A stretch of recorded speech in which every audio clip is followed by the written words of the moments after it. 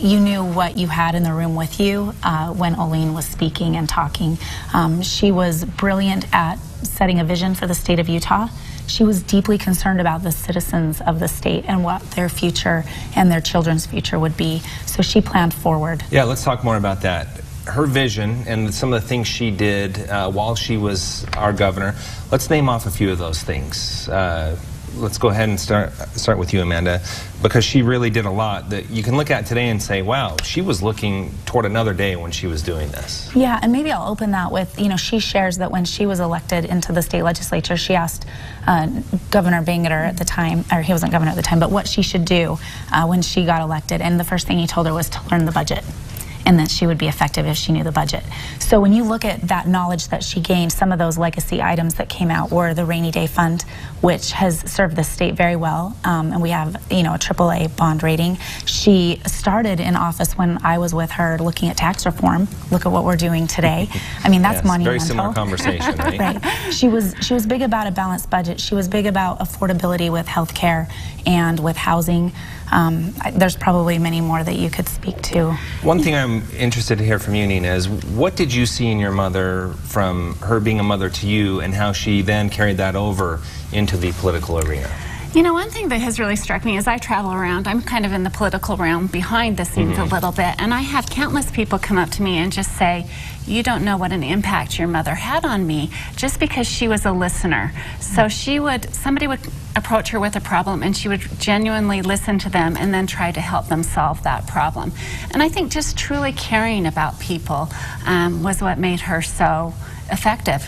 Things can certainly get contentious and heated in politics, but what did you see from her personality through those hard times? Did you ever see her speak a negative word of anyone else? I never heard her speak ill of anyone, and there were some tough times in that office. And let's think about that for a minute. A governor, a politician, and you never heard an ill word toward another person. I didn't. Even in the toughest of times, like down to midnight at the last, you know, before the bell of the closing session, she, and as hard as things were, even when it was just her and her trusted friends or family, never, ever said an ill word about anyone. She really was an example of civility and decency and common respect. And there were times people would come into her office to ask for things that we knew she needed to say no to, but they always left with a smile. Yeah, let's talk more about that, because you're not saying she was a pushover. No. Was she tough as well? I think at the end of the day, to her, she knew that we were all Utahns first and foremost, and so that's what mattered, is people.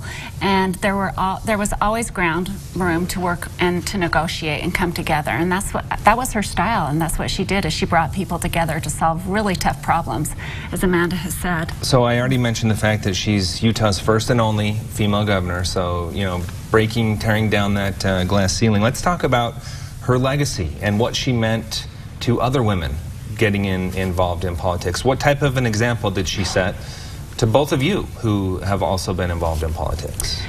You know, I think back from my earliest days, she was always involved in PTA and school service, community service, and I think that is her legacy, is really to be engaged in something, a good cause, whether it's through your community, whether it's through your church, but be actively engaged. And she, in her last few years, she set up the Walker Institute at Weber State University for that very purpose, to engage students and let them have the opportunity to do internships and to really engage.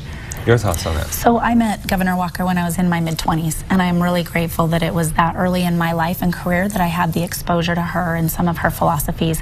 And one thing she taught me and many of us is that there are seasons in life. You can't always do everything at once, but you can find time to do all the things you want to do over the course of your life. And one of those things was education. If you look at her history, she went all the way through a PhD while raising a family and being civically engaged. So there's a lot to learn from her as a young woman or a woman in your mid-career or even later in life. She never stopped. Yeah.